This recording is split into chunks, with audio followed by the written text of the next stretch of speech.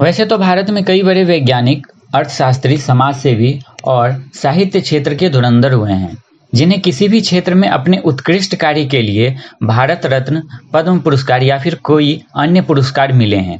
लेकिन आज मैं आपको ऐसे लोगों के बारे में बताने वाला हूं जिन्हें अपने उत्कृष्ट कार्य के लिए विश्व का सबसे बड़ा पुरस्कार नोबेल प्राइज मिला है। दरअसल अल्फ्रेड नोबेल के नाम पर ही नोबेल प्राइज की शुरुआत की गई। मानव हित की आकांक्षा से प्रेरित होकर अल्फ्रेड नोबेल ने अपने धन का उपयोग एक ट्रस्ट स्थापित करने में किया। उन्होंने कहा था कि लोगों को उनकी उपलब्धियों के आधार पर हर साल यह दिया जाना चाहिए। सन 1901 से नोबेल पुरस्कार का देना आरंभ हुआ। पहले यह चिकित्सा विज्ञान, रसायन विज्ञान, साहित्य, भौतिकी और शांति के क्षेत्र में दिया जाता था। बाद में अर्थशास्त्र को भी इसमें जोड़ा गया। नमस्कार दोस्तों, आप देख रहे हैं खबरी टुकड़ा। बने रहिए हमारे साथ अंत तक, क्योंकि आज मैं आपको भारतीय मूल के या फिर भारत से संबंध रखने वाले सभी नोबेल प्राइज विनर के बारे में बताने वाला हूँ। आइए सबसे पहले उन 9 नोबेल प्राइज विनर के बारे में जानते हैं जो भारत में जन्मे या फिर भारतीय मूल के नागरिक हैं। नंबर 1, गुरु रविंद्रनाथ टैगोर। रविंद्रनाथ टैगोर इस पुरस्कार को जीतने वाले पहले भारतीय वो एशियाई थे। उन्हें साल 1913 में उनकी प्रमुख रचनाओं में से एक गीतांजलि के लिए साहित्य का नोबेल पुरस्कार मिला। बंगाल में लिखने वाले टैगोर को दुनिया भर के लोगों ने पढ़ा और सराहा। साल 1961 में कलकत्ता में जन्मे टैगोर ने जीवन, विचार, दर्शन, आलोचना और सामाजिक मुद्दों पर लिखा। साल 1941 में 80 वर्ष की उम्र में उनका देहांत हो गया। Number 2, sir Chandrasekhar Venkata Raman. Sir Chandrasekhar Venkata Raman रोशनी यानी कि लाइट के कणों के बिखराव का विस्तृत वर्णन किया। रोशनी और ऊर्जा के संबंध को करीबी से समझाया, जिसे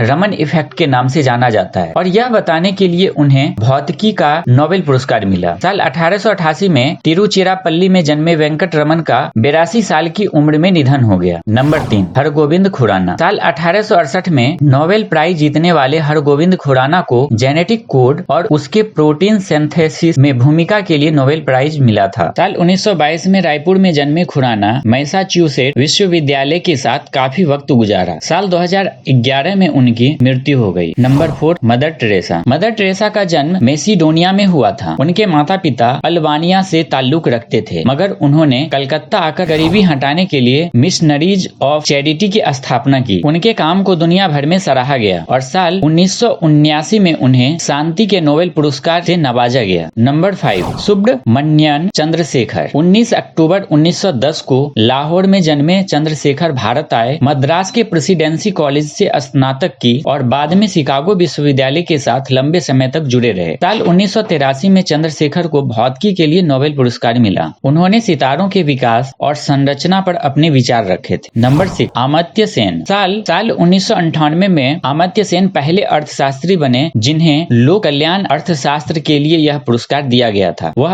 अर्थशास्त्र के क्षेत्र में नोबेल पुरस्कार पाने वाले पहले भारतीय बने। ब्रिटेन के ट्रिनिटी कॉलेज के साथ बिताए समय के दौरान उन्होंने लोक कल्याण अर्थशास्त्र की कठिनाइयों, संसाधनों और समुदाय में बंटवारों की दिक्कतों पर प्रकाश डाला। इनका जन्म साल 1933 में पश्चिम बंगाल में हुआ था। साल 1959 में पीएचडी की और देश विदेश के कई नामी विश्वविद्यालय में पढ़ाया भी। नंबर 7, वेंकट रमन रामकृष्णन। तमिलनाडु में पैदा हुए वेंकट रमन रामकृष्ण को साल 2009 में रसायन विज्ञान के लिए नोबेल पुरस्कार मिला। उन्हें यह सम्मान 3D तकनीक के जरिए राइबोसोम की संरचना और कार्य के अध्ययन के लिए दिया गया था। साल 1952 में जन्मे रामकृष्ण के पिता सीवी रामकृष्ण और माता राज्यलक्ष्मी भी वैज्ञानिक थे। नंबर 8, कैलाश सत्यार्थी। कैलाश सत्यार्थी को बच्चों और युवाओं के दमन के खिलाफ उनके संघर्ष के लिए और सभी बच्चों के शिक्षा के अधिकार के लिए महत्वपूर्ण योगदान देने के लिए 2014 में शांति का नोबेल पुरस्कार दिया गया। साल 1954 में जन्मे सत्यार्थी इंजीनियरिंग करने के बाद वह शिक्षा से जुड़ गए और फिर बचपन बचाओ आंदोलन के लिए टीचिंग को भी छोड़ दिया। उन्होंने बच्चों को बाल मजदूरी और बंधुआ मजदूरी से आजाद करवाया, साथ ही विश्व भर में हजारों बच्चों के अधिकार की रक्षा के लिए कार्य किया। नंबर 9, अभिजीत बनर्जी। अभिजीत बनर्जी को